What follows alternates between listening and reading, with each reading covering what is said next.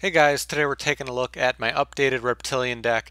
This deck was definitely due for an update. It's been a really long time since I went back and looked at it. Reptilians are really just based on making your opponent's attack 0 or taking advantage of the fact that their attack is 0 and doing some interesting plays with that. More of a fun deck type, not that strong because its plays are kind of risky, and there's some interesting stuff it can do and some interesting power it has, but it's just a little risky just playing the game it's trying to do. But I still think it's a really fun archetype and has some kind of interesting takes on changing attack and taking advantage of your opponent. So now just to get straight into the cards, so we're going to be running 3 Battle Fader in this deck. Stalling is fine for this deck because we want to set up things on the field and draw our support cards to get what we need. Battle Fader works out because it's dark and 0 attack, so it sets up what we need to do really well. There's a lot of other cards that can take the place of this, like Cyber Valley, if you want to run that. There's other things that you can do, but I do like Battle Fader for this deck type. Running 1 Dark Arm Dragon. Deck is primarily dark, not fully dark, but we do have some control over the graveyard, some other things we're trying to do, so getting our Dark Arm Dragon is not that hard for us. Evil Dragon Ananta, sort of an alternate boss for us, can be a very powerful card at the right time, and we are running, mostly reptiles, so we'll be able to get this guy out and get some advantage easily. And then we're going to be running 2 Oshaleon, just helping us search out most of the cards in the deck, which is very nice for us to get continuously what we need. 3 Gardna. Gardna just searches out our cards again, very, very nice for us, and obviously that 0 attack comes into play. Reptilianne Naga, another very important card, basically is a lock card for us and then lowering our opponent's attack, so we can really create the situations we want to make Naga combos really well. With the key card of the deck, Vaskii. Vaskii is special summoned by getting rid of 2 cards that have 0 attack. So between the cards we have, between the advantage we're going to have, between our support, between some of the stuff we're doing, Vaskii can get out easily, and we can also use Vaskii to destroy things. And then we're also running 2 Viper. You can definitely run 3 if you want. It's not like a synchro-focused deck, but Viper allows you to take advantage of some of the other things your opponent might be trying to do, and you can easily make some interesting synchro plays depending on what you're running. For the spells, 1 Allure of Darkness, a very primarily dark deck, so nice to have Allure of Darkness for some draw power. 2 creature swap in a deck like this with a lot of 0 attacks. Creature swap, obviously, very nice.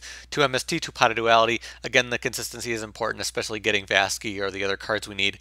1 Raigeki, 2 Scapegoat. Scapegoat, very powerful in this deck, basically a free Vaskii for us, so it can be very nice. 1 Soul Charge, additionally to get some stuff back from the graveyard so we can make plays, which can be nice for what we're trying to do. For the traps, we're going to be running a lot more traps than usual because we have a lot to try to support us. 2-dimensional Prison, 1 Offering to the Snake Deity, some of the staples you'd expect to see. Offering, you could run it more if you want to, can be a nice card in this deck. 2 Ojama Trio, pretty much staple in this deck because it helps lock down, it helps create Vaskii, really puts a nice situation on the field for you. Also 1 Ghost of a Grudge. I feel like you can run more of this, but it might be a bit risky because your opponent might have a deck that doesn't, let them use the graveyard, like maybe they're rerunning Madolches or something that banishes. You never really know. So I do like having 1 of this because it's a really nice tech card that can do some really powerful things later on in the duel. So it can really set up nice things for you. So now for the extra deck, obviously going to have a nice variety of synchros because of how Viper works and because we have these tokens, we have this, changing control, we have these low levels, these high levels, so we're going to have a lot of variety. Catastor, Armory Arm, Black Rose, Goyo, Leo, Mistbird. 1 Hydra. Hydra is, obviously the Reptilian synchro. Combos really well with Ojama Trio, and you can easily get huge advantage from this card off of that. 1 Scrap Dragon as well. For the XYZs, 1 Felgrand, just in case, very rare we get this out, but can be useful. Silent Honor, Dualahan with our nice level 1s. King of the Feralims, very nice to search out our reptiles. Silent Honor, Ragnazero. Ragnazero obviously combos well with something like Naga. Slacker Magician, nice to stall. So, the ones you'd probably expect. A lot of variety in the synchros and a decent amount of variety in the XYZs. So we're just, stretching ourselves kind of between a lot of different things so we can kind of cover a bunch of different situations. So now for the side deck, if you haven't seen a video of mine before, in the side deck I kind of just go through other cards that could be good for the deck, other recommended cards, other ideas, other stuff I've seen around. Not really a side deck for matches, but if you're building this deck and you want to, see the other options, these are some of the cards you might want to think about. Cyber Valley, as I was saying before, another interesting advantage card. Masked Chameleon has some ability with this deck. Some stuff doesn't really work that well with it. It really depends, but you can use this to do some interesting plays. Mass Chopper has some interesting stuff with this deck as well, because with the tokens, you can do some OTKs and you can do some interesting things and do a lot of damage depending on what you're doing with your opponent. Reptilianne Scylla, some people run this at 1 or 2.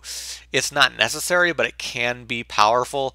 It really depends on the situation. I just, I put another support and I decided to take this out. If I was going to run this, I would only run it at 1 anyway. You can definitely run this deck with, Venom Deity and try to do the Venom King and stuff and try to do that. That's just another build. It's up to you. As far as the Doomsday, I feel like it's not necessary because you'll want to use Scapegoat when your zones are pretty empty anyway, but it's another choice for you. Mind Control with our Synchro Power, you could definitely run this. Not as necessary because of our kind of lacking in Synchro Power. We don't have a lot of tuners, so it depends on what you're running. Ground Collapse combos with Ojama Trio for a complete monster lock, but not really what we're trying to do. We're trying to take advantage of their tokens, not keep them on the field, so obviously it can be a cool lock, but not really what we're going for. Recurring Nightmare, I was very close to putting this in my deck.